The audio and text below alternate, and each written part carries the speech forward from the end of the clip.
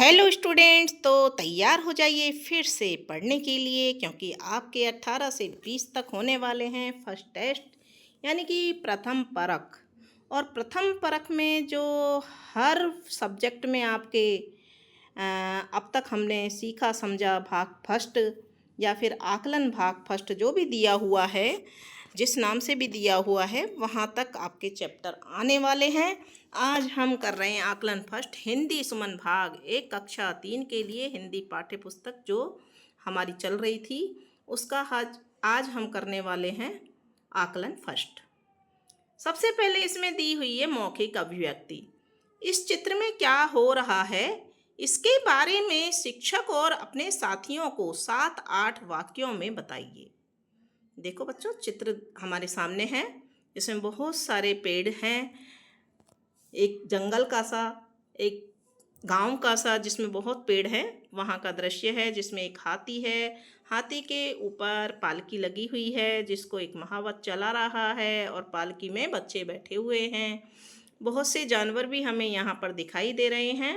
तो यहाँ पर हम इसके बारे में क्या लिखेंगे? यह चित्र एक जंगल या वन का दृश्य दर्शाता है जहाँ विभिन्न प्रकार के जानवर और पेड़ पौधे दिखाई दे रहे हैं। चित्र के केंद्र में एक हाथी है जिस पर एक छोटा सा हौदा रखा हुआ है और उसमें कुछ लोग बैठे हुए हैं। ऐसा प्रतीत होता है कि वे जंगल सफारी या यात्रा पर निकले हैं।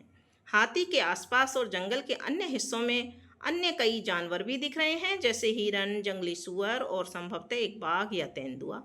जंगल में हरे भरे पेड़, झाड़ियां और एक तालाब या जल स्रोत भी मौजूद हैं जहां जानवर पानी पी रहे हैं। यह चित्र प्रकृति की सुंदरता और वन्य जीवों के सह अस्तित्व को दर्शाता है। ऐसा लगता है कि यह किसी शांत और प्राकृतिक वातावरण का चित्रण है जहां मनुष्य और जानवर एक साथ निवास करते हैं। चित्र में रंगीन और विस्तृत चित्रण है जो इसे आकर्षक बनाता है। यह हमें प्रकृति और उसके जीवों के प्रति सम्मान रखने का संदेश देता है। तो बच्चों, हमने इतना कुछ लिखा है, आप इनमें थोड़ा कम भी लिख सकते हो और कुछ ज़्यादा भी लिख सकते हो अपनी तरफ से मिलाकर।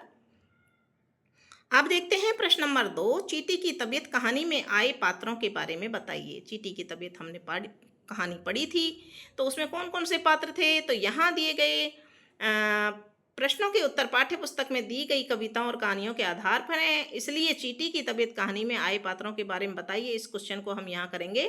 चींटी की तबीयत कहानी में मुख्य पात्र चींटी है और उसके दोस्त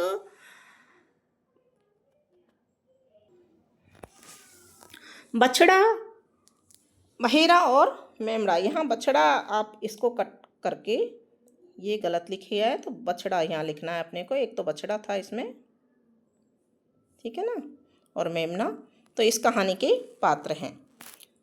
दूसरा प्रश्न है, श्रवण कुमार अपने माता पिता को कहाँ ले जा रहा था और क्यों? तो इसका उत्तर है, श्रवण कुमार अपने नेत्रहीन माता पिता को तीर्थ यात्रा पर ले जा रहा था। तीसरा प्रश्न है, अब यह चिड़िया कहाँ रहेगी? इस कविता में चिड़िया के बारे में क्या क्या बातें बताई गई हैं या की गई हैं?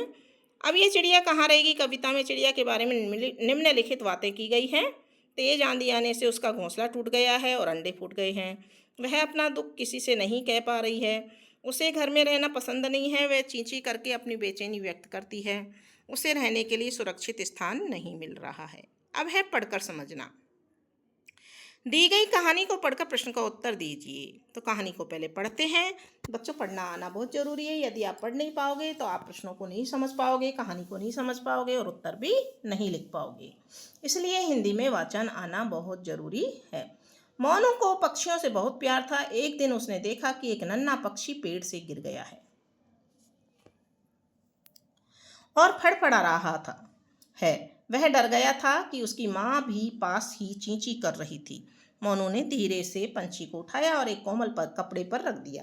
कुछ देर बाद पंछी ने अपनी आंखें खोली और चहकने लगा। मोनू ने उसे धीरे से एक पेड़ की एक टहनी पर रख दिया। माँ खुश होकर अपने बच्चे के पास उड़ आई। मोनू खुशी से झूम उठा। तो ये कहानी हमने पढ़ी है और इसमें से प्रश्न है, मोनू ने पंछी को कहाँ देखा? तो मोनू ने पंछी को पेड़ के नीचे गिरा हुआ देखा। अब है भाषा की बात। काम बताने वाले क्रिया शब्द पर गोला लगाइए। नेहा स्कूल जाती है, तो यहाँ जाती है क्रिया है। कुत्ता जोर से भौंकता है, तो यहाँ भोक्ता पे गोला लगा देंगे।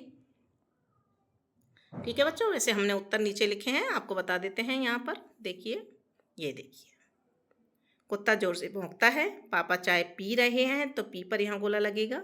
बच्चा गेंद से खेल रहा है तो खेल यहाँ पर क्रिया है, खेलना। हम रोज सुबह योग करते हैं, योग करना एक क्रिया है, तो यहाँ हमने गोला लगा दिया है। अब ऐसा ही शब्द चुनकर रिक्त स्थान भर दें। आसमान में चांद या चंदन क्या चमकता है? चांद चमक रहा है, तो चांद भर देंगे यहाँ। पापा ने मेरे लिए नया कंबल खरीदा या कम्बल खरीदा? तो नया कंबल खरीदा। विशाल गंगा या गगा? तो गंगा होती है, इस पे बिंदी होती है। गंगा नदी के तट पर घूमने गया। वन में चंदन की खुशबू आ रही है। चंदन और चांदन में से, दोनों में से चंदन सही शब्द है, इसको हमको भरना है। अगला प्रश्न नंबर 3 है, दिए गए शब्दों को तालिका में अलग अलग लिखें और इस तरह के 4-4 नए शब्द भी लिखिए। गंगा, मंदिर, माँ, संजय, चांद, कंबल और हंसी। तो अनुस्वार यानी बिंदु वाले शब्द लिखिए, जैसे वंदना, तो यहाँ लिख दिया है हमने इनमें से जंगल, पतंग, रंग, संबंध। ठीक है। और चंद्र बिंदु वाले शब्द लिखिए, जैसे कि आँख, तो 5, दांत, गांव, पूंछ, 4-4 शब्द हमने नए लिख दिए हैं। ठीक है बच्चों। और ऊपर से भी हम इनमें से भी हम अलग करके इनमें लिख देंगे, तो इस वाले खाने में आ जाएंगे बिंदु वाले गंगा, मंदिर, संजय और कंबल, और इसमें आ जाएंगे माँ, चांद और हंसी। ठीक है। फिर है रचना करें। अपना मनपसंद चित्र बनाइए और उसके बारे में 2 वाक्य लिखिए। तो हमने यहाँ गाय का चित्र बनाया है, गाय के बारे में 2 वाक्य लिखने हैं। मेरा मनपसंद प्राणी गाय है। गाय एक पालतू जानवर है जो हमें दूध देती है। और भी बहुत सारी बातें गाय के बारे में आप लिख सकते हो। ठीक है बच्चों। और इसी के साथ में आपका ये छोटा सा अभ्यास कार्य पूरा हो जाता है। तो बच्चों इसको जल्दी से याद कर लीजिए और हमारे चैनल को सब्सक्राइब कर दीजिए और वीडियो को लाइक करना नहीं भूलें। लाइक भी करना है वीडियो को, और कमेंट बॉक्स में लिख करके आपको कमेंट लिख करके बताना है कि आपने प्रश्न उत्तर याद किए हैं या नहीं। ठीक है बच्चों। तो जल्दी से तैयार हो जाइए टेस्ट के लिए। टेस्ट आने वाले हैं, 18 तारीख सोमवार से आपके टेस्ट हैं। तो इस अभ्यास को और जो पिछले पढ़ाए गए पाठ हैं हमने चैनल पर डाल दिए, उन सभी को आप याद कर लें।